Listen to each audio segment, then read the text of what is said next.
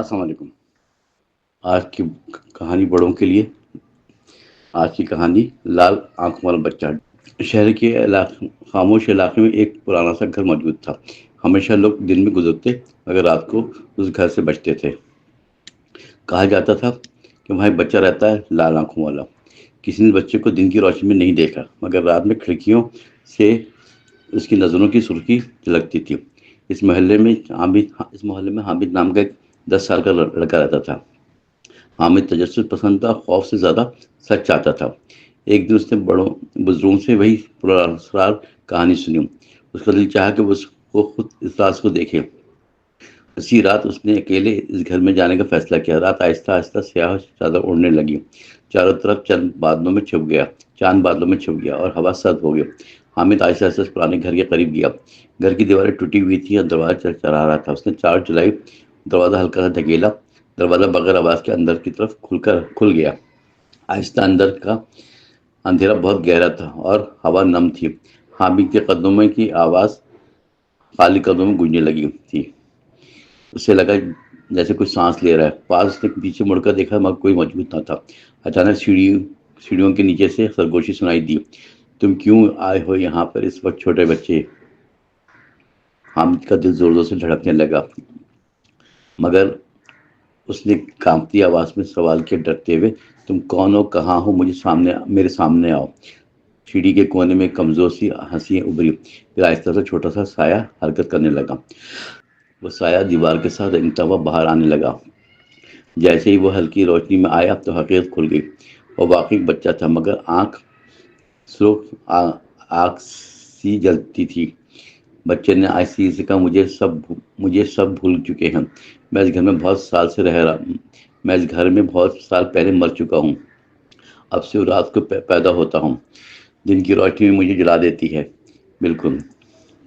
حامد نے خوف کے باوجود ہمت کر کے بات جاری رکھی، تم مجھے کیوں دکھائی دے رہے ہو اچانک؟ لال آنکھوں والے بچے نے سر جھکا کر جواب دیا، کیونکہ تم مجھ جیسے ہو تجسس والے، سچ چاہنے والے۔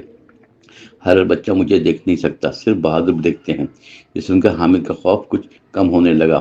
حامد نے آہستہ آہستہ سیڑھیوں کی طرف قدم بڑھایا۔ وہ بچہ بھی اس کے قریب آ کے کھڑا ہو گیا اور دونوں آمنے سامنے کھڑے تھے، خاموش گپ اندھیرے میں۔ بچے کی آنکھوں سے ہلکی سرخی زمین پر روشنی نظر ڈالی۔ حامد نے پوچھا، تم مجھے یہاں کیوں بلاتے ہو؟ بچے نے ایسے کہا، میں تنہا ہوں بہت عرصے سے، کوئی میری بات نہیں سنتا، کوئی مجھے سمجھتا نہیں، جو یہاں آتا ہے وہ چیخ کر بھاگ جاتا ہے، لیکن تم نہیں ڈرے اس لیے میں تمہیں رکھا یہاں۔ حامد کو اس کی بات سن کر رحم آنے لگا۔ حامد نے نرمی سے کہا، میں تمہارا دوست بن سکتا ہوں۔ یہ سنتے بچے کے چہرے پر عجیب سی روشنی پھیل گئی، اس کی آنکھوں کی سرخی تھوڑی نرم ہو گئی۔ گھر کی دیواریں بھی جیسے اس منظر کو دیکھ کر مسکرا رہی تھیں۔ بچے نے آہستہ کمرے کی طرف اشارہ کیا۔ وہ دونوں ایک کمرے میں داخل ہوئے آہستگی سے۔ اس کمرے میں پرانا بستر اور کھلونے بکھرے ہوئے تھے۔ دیوار پر چھوٹی تصویر لگی ہوئی تھی، خاموش۔ اس تصویر میں وہی بچہ عام آنکھوں کے ساتھ مسکرا رہا تھا۔ حامد نے حیرت سے اس تصویر کو غور سے دیکھا۔ بچے نے کہا، یہ میری تصویر تھی جب میں زندہ تھا۔ مجھے بخار ہوا اور کسی نے پرواہ نہیں کی۔ میں اس بستر پر لیٹا رہا اور آخری سانس لی۔ اب میری روح اس گھر میں قید ہو چکی ہے۔ حامد کی آنکھوں میں آنسو آ گیا یہ بات سن کے۔ حامد نے کہا، کیا کوئی طریقہ ہے تم آزاد ہو جاؤ؟ بچے نے آہستگی سے سر ہلائے، نفی میں پورا۔ صرف تب جب میرا دست سچے دل سے سمجھے اور میرے لیے ایک دعا دل سے مانگے۔ حامد نے فوراً اپنی آنکھیں بند کر لی۔ اس نے دل سے دعا مانگی، گہرے یقین کے ساتھ۔ کمرے کی ہوا آہستہ آہستہ گرم ہونے لگی، دیواروں سے نمی غائب ہونے لگی آہستہ آہستہ۔ بچے کی آنکھوں کی سرخی کمزور ہونے لگی خاموشی سے۔ اس کے چہرے پر پہلی بار سکون ظاہر ہوا واضح۔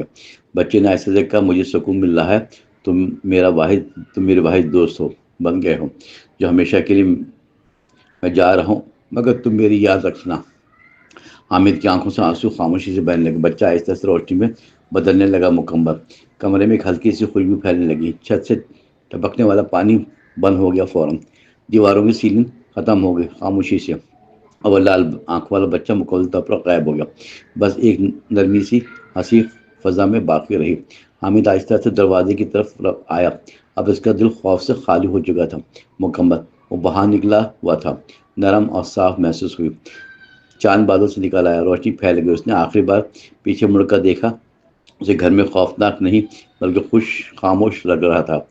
اسے گھر اب خوفناک نہیں بلکہ خاموش لگا تھا، جیسے کوئی لمبا بوجھ اس جگہ سے ہٹ چکا ہو۔ حامد نے دل میں وعدہ کیا وہ دعا جاری رکھے گا تاکہ اس بچی کی روح ہمیشہ سکون میں رہے اور کوئی تنہا روح کبھی درد میں نہیں رہے دوبارہ۔ کچھ دن بعد گھر میں کے پاس کھیلتے ہوئے بچوں نے بتایا کہ رات کو لال آنکھیں کھڑکی سے نظر نہیں آتی، کوئی سرگوشی نہیں سنائی دیتی۔ اب اندھیرے وقت میں وہ پرانا گھر اب صرف خاموش اینٹوں کا ڈھانچہ تھا اور خوف کی جگہ سکون اور علاقے میں پھیل گیا۔ مگر حامد کو کبھی کبھی عجیب احساس محسوس ہوتا تھا، جیسے کوئی اسے دور سے مسکرا کر دیکھ رہا ہو۔ وہ جانتا تھا کہ وہ دوست ہمیشہ رہے گا، اگرچہ وہ آنکھوں سے نظر نہیں آ رہا تھا، مگر دل کی گہرائی سے میں اس کی موجودگی باقی تھی۔ اور لوگ آج بھی یہ کہانی بچوں سے کہتے ہیں کہ ہر ڈرانی چیز بری نہیں ہوتی ہمیشہ کے لیے۔ کبھی کبھی سب سے خوفناک چہرے میں تنہائی چھپی ہوتی ہے، اور سب سے قیمتی چیز کسی کو سمجھ لینا ہوتا ہے۔ یہی راز تھا لال آنکھوں والے بچے کی اصل کہانی۔